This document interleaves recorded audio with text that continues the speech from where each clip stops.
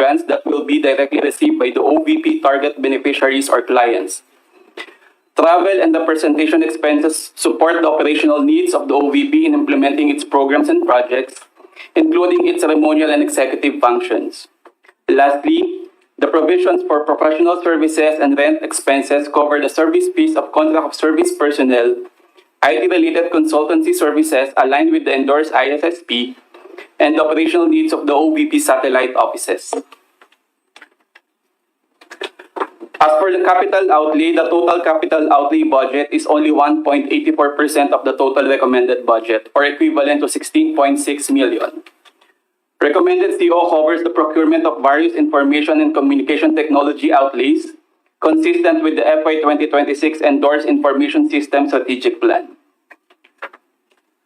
As for the appropriation source, in total, the amount under agency-specific budget is 889.2.36 million and 13.695 million under automatic appropriations. The table shows the comparative budget of the OVP from 2020 to 2025 under the GAA and the 2026 under the NEP. Prior to fiscal year 2023, the OVP budget ranged between 700 million and 900 million. It was only in FY 2023 and 2024 that the budget exceeded 1 billion level, primarily due to the increased allocation for financial assistance and subsidy to support the provision of medical and burial assistance. For fiscal year 2025 and 2026, the OVP budget will return to its pre-2023 levels, with 744 million allocated for the current year or year 2025 and 902.9 million for the succeeding year or fiscal year 2026. For the targets per activity, of the total OVP budget under the NEP, 275.18 million or 30.5% is allotted for various goods and grants under socioeconomic programs of the OVP. For the accomplishments, as the second highest office in the land, the OVP aims to promote the welfare of every Filipino in line with its vision to create lasting impacts on the lives of every Filipino through its socioeconomic programs and services. Presented are the different programs of the OVP since 2022. For 2026, the OVP maintained these programs except for the Medical and Burial Assistance Program. The 10 satellite offices and 1 extension office continue to operate in key areas in Luzon, Visayas, and Mindanao to provide Filipinos with immediate access to the services offered by the OVP. In Luzon, we have Cagayan Valley Satellite Office, Pangasinan Satellite Office, and Bicol Satellite Office. In Visayas, Cebu Bohol Siquijor Satellite Office, Eastern Visayas Office, Panay and Negros Island Satellite Office, and in Mindanao, Caraga Satellite Office, Southern Mindanao Satellite Office, Western Mindanao Satellite Office, and BARM Satellite Office. We also established an extension office in Tondo, Manila. Last year, the OVP has continued the implementation of its flagship programs. With a target of 1,013,620 beneficiaries for the year, a total of 1.78079 individuals and groups were served. Also, 470 partnerships with governments, agencies, CSOs, and medical institutions, and other external stakeholders were established and strengthened. Likewise, the OVP successfully implemented 99% of all planned projects. It must also be noted that the OVP achieved an average satisfaction rating of 90% for its services, including the requests acted upon within the standard processing time. And finally, the office completed a total of 490 engagements with partners and stakeholders. For fiscal year 2024, the OVP obligation rate maintained at 85% mark. The OVP has 85.55% BUR, or equivalent to 1.783 billion, with 86.03 disbursement rate or 1.534 million. For fiscal year 2025, the OVP has continued the implementation of its flagship programs designed to provide the Filipino people with access to basic social services.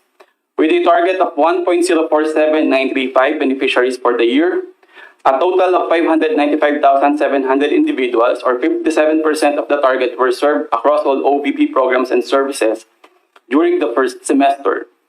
The OVP has also established 242 partnerships with government agencies, CSOs, private sector entities, and individual stakeholders to support the development and implementation of its various initiatives.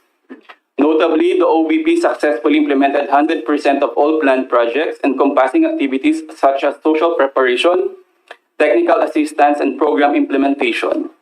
Further, the OVP achieved an average satisfaction rating of 97% for its services, exceeding the target of 90%. In addition, the office completed a total of 770 engagements with partners and stakeholders, further strengthening collaboration and support for its programs. For fiscal year 2025 as of June 30, the OVP has 756.33 million total released allotment and a continuing appropriation equivalent to 147.1 million, totaling the available allotment for the year to 900.43 million. As of the same period, the OVP has obligated 34.3% of the available allotment received equivalent to 309.7 million, and with a disbursement rate of 66.8% or 206.8 million. The OVP's mid-year utilization rate remains consistent with the previous years. Although the current year is 34% fall short of the mid-year target, the OVP is confident in maintaining an obligation rate above 85% by year-end, as has been achieved in the prior years. As a final note, the OVP holds a distinct position in our bureaucracy. As the second highest office in the land, the OVP carries out functions that complement the work of other government agencies while advancing the well-being of the Filipino people. With a mission to deliver efficient, accessible, and responsive public services, our work resonates at the core of our nation's welfare and progress. Thank you and good morning. Thank you, Attorney Calvin. For our first question, we have Jason from SMNI. Hi, Sir Jason po ulit ng SMNI. First question po on the 2025 programs. Kumusta po ang pagpapatupad ng mga programa ngayong 2025 given na limited lang po yung budget ng ahensya? And have all the funds already been exhausted or are there still remaining resources po to sustain the programs until the end of this year? Okay, good morning, Jason. The first question on the implementation will be answered by our Director for Operations, Norman Valoro, and on the utilization, it will be answered by our Budget Chief, Attorney Kelvin Tenido. Thank you, Asikim. Well, foremost, sir, we would like to inform the public, especially the Filipino people, that the flagship programs of the Office of Vice President are well implemented effectively and efficiently all across the country, especially in our 10 satellite offices. Not just to brag, sir, but there are a lot of people already, being felt already the programs and services of the Office of the Vice President. So all of these programs, again, are well implemented on ground, and this is with the support of the satellite offices all across the country. For the utilization, as mentioned earlier, as of June 30, the obligation rate of the OVP is 34.3% of the available allotment. We make do of what we have in implementing the programs, and we commit to deliver the services that the OVP has started since 2022. Thank you. Sir, second question on the 2026 deliberations naman po. What challenges do we expect to face during the process? Do we anticipate encountering the same issues such as confidential funds being tackled again at paano po natin ito pinaghahandaan?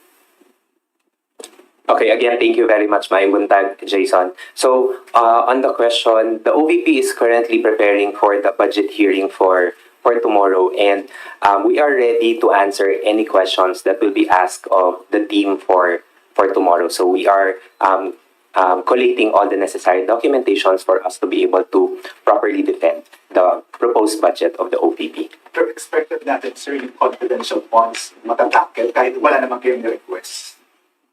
Again, we will try to answer all the questions that will be asked tomorrow of the OVP. We are preparing. Wait lang po. Thank you, Asik. For our next question po muna, we have Jed from UNTV.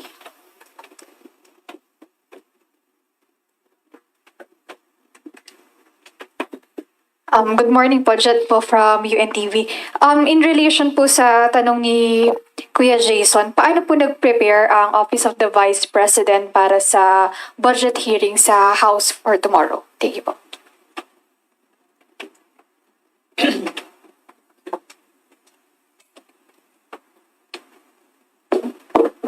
The OVP through the budget division and in coordination with the other divisions of the OVP has consolidated all the reports submitted. We reviewed it and we also considered the possible questions to be raised to the OVP.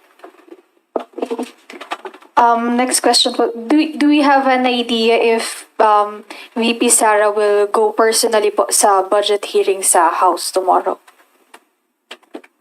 In relation to the attendance of the Vice President to the budget hearing tomorrow, she has not yet provided a final answer if she will go to the hearing or not. Thank you, ASEC. For our next question, we have Kat Domingo from ABS-CBN.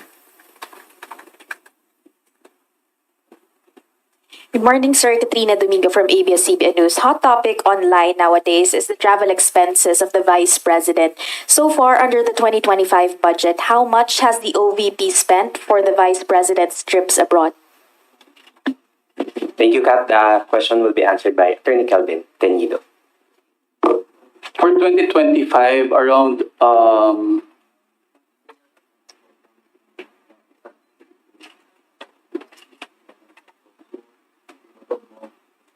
more or less around 20 million has been obligated for the travels of the vice, for the travels of the OVP, and including the expenses of the security personnel and the civilian personnel. Ito po, in particular, are just foreign trips. Hindi kasama yung trips to Davao, Cebu, Mindanao.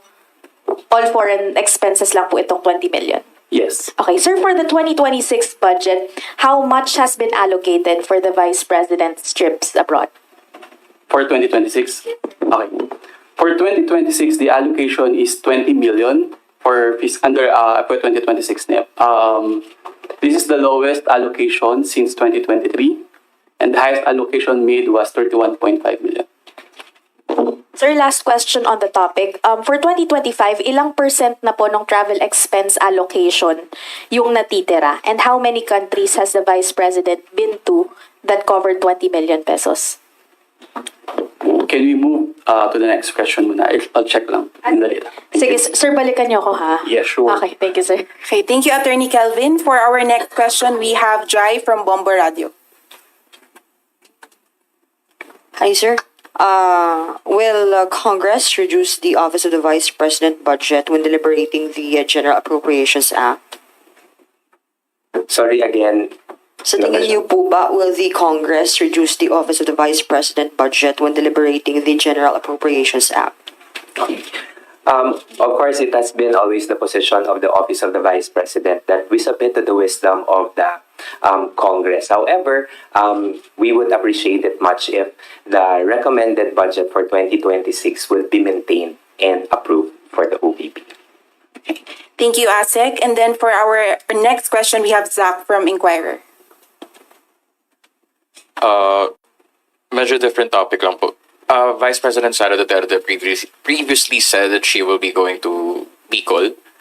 I believe she said na magkakaroon ng sectoral gatherings together with OVP. Pwede po manghingi ng details kung ano po yung plans niya during this trip.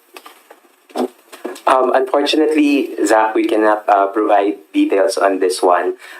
We are here. We would appreciate if the questions would be centered around the budget proposal. Okay po. Pero okay lang po ma-confirm. But with OVP naman po tong program na to, di ba? Yung trip niya sa Bicol region. It has been announced already by the VP that yes, she will go to Bicol. Yes. Okay. Okay, thank you, Zach. And then we have Sir Kelvin. Going back to the question earlier, the total travel expenses of the OVP as of July 31 is 20.68 million. I stand corrected with the statement of 20 million for the foreign travels. The 20.68 million, 13.21 million of which is under local travels and 7.47 million under the foreign travels of the OVP. Out of 20.68 million as of July 31, 13.207 million under local travels, and foreign travel, 7.473 million. 7.473. 7.78. Sir, ilang percent po to nung total allocation for 2025? More or less 25% for the foreign travels, and for the local travels around 40%. 40 for the May local. natitira pa kayo, sir, more or less? As of July 31, the balances are 17.585 million for local and foreign 24.03 million. Sir, paulit yung foreign, sorry. Balance for local, 17.7575. Balances as of July 31 under local travel 17.585 million, foreign travel 24.026 million. Thank you, sir. Okay, thank you, Sir Kelvin, for follow-up, ma'am.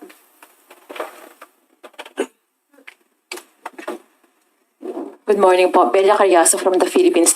Sir, based dun sa a record ng media, at least 13 foreign travels na tama ang nasa listahan ni Vice President. And can you identify these countries? Nakatuloy po ba yung sa Nagoya and yung sa Tokyo this September 20 and 21? Okay, thank you, Ms. Bella, for your for the question.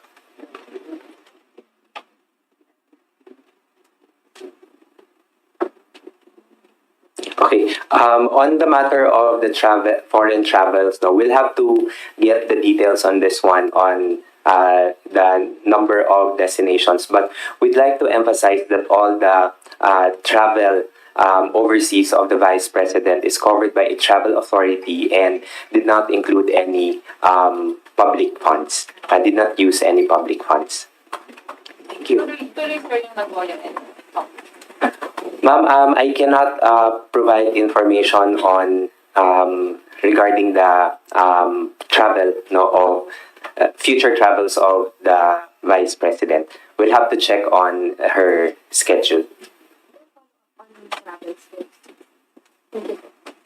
Sir, just to clarify, you mentioned that the travels of the Vice President have been covered by travel authority and did not include public funds. So saan po nagastos yung 7.473 million for the foreign trips?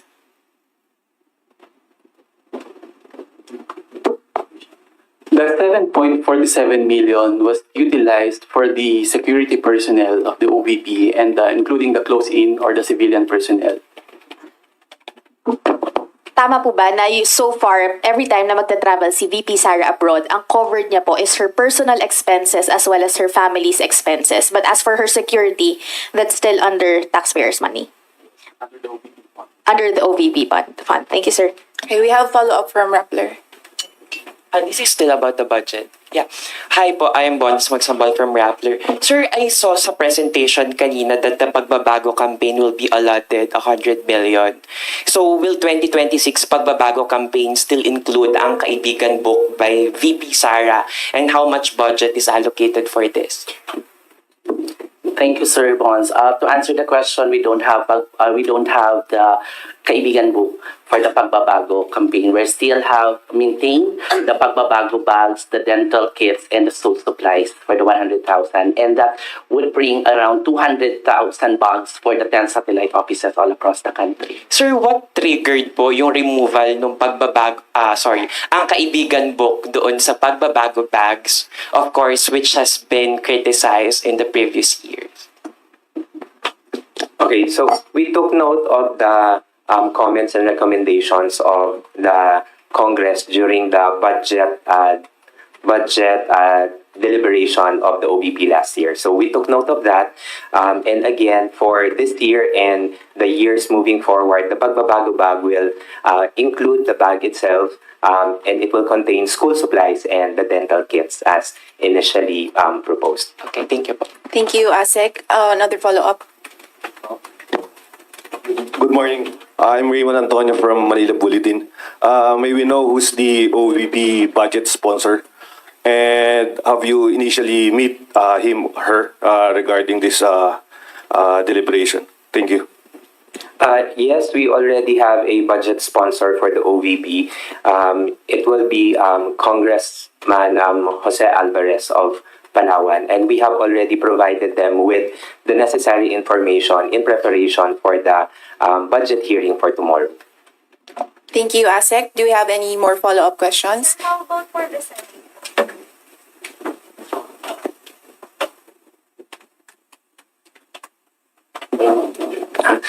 We are yet to receive confirmation coming from the Senate, but then again, we are already preparing for the submission of the necessary documents for the Senate budget hearing. Okay, thank you, ASEC. Kat, for follow-up, please. Sir, you mentioned there was a dip in the request or the amount of travel expenses or travel allocation for 2026. What was the wisdom behind that decision to lower that allocation for next year?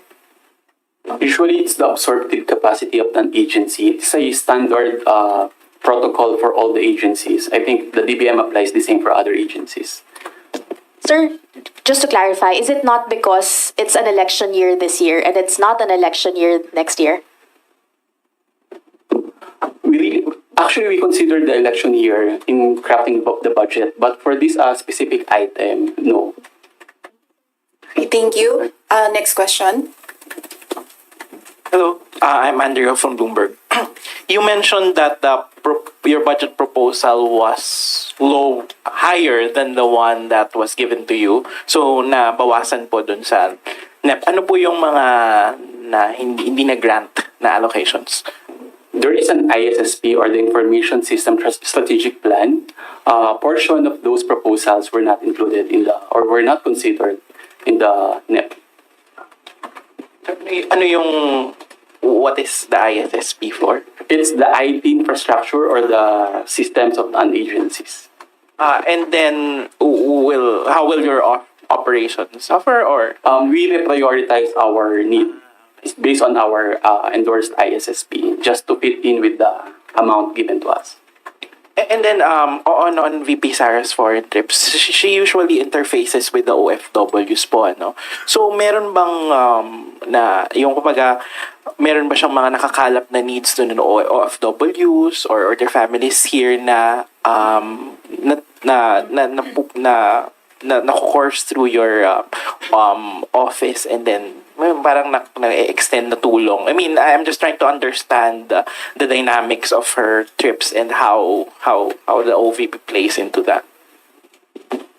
Okay, in relation to the foreign trips of the VP, yes, we do acknowledge the presence ng mga OFWs natin outside of the country, and we also take note of their concerns and their issues na they are raising whenever they meet the Vice President, because we also understand that kahit wala sila dito sa loob ng Pilipinas, they are still Filipinos, and we still recognize the issues and concerns that they are raising. Thank you, ASEC. And then for our last question. Isa lang. Sir. And additionally, additionally also, sir, when there's foreign travel by the Vice President, or also referrals coming from the Vice President with regard to the distressed OFW. So what we did is we are also referring into the appropriate agency, like the Department of Migrant Workers. Meron pong mga instances and situation po niya. Thank you, Director Norman. Yes, sir, last question. Good morning. Ron Calonson, sir, sa Kyoto News. Sir, with your indulgence, Sir Lemuel, about the Japan trip ni Vice President, kasi she herself said it in The Hague. Just want to make sure kung both Nagoya and Tokyo trips yung pupuntahan niya, sir, or? Sir, unfortunately, sir, I do not have detailed information on the trip of the VP to Japan. So I'm sorry, I cannot provide information. Thank you. I'm sorry, that concludes our press conference. Everyone, thank you so much for coming today. Meron po tayong pagkain and information you can ask po Sir JC, our Media Relations Officer. Thank you, everyone. Thank you to our directors and chiefs. Thank you. Thank you.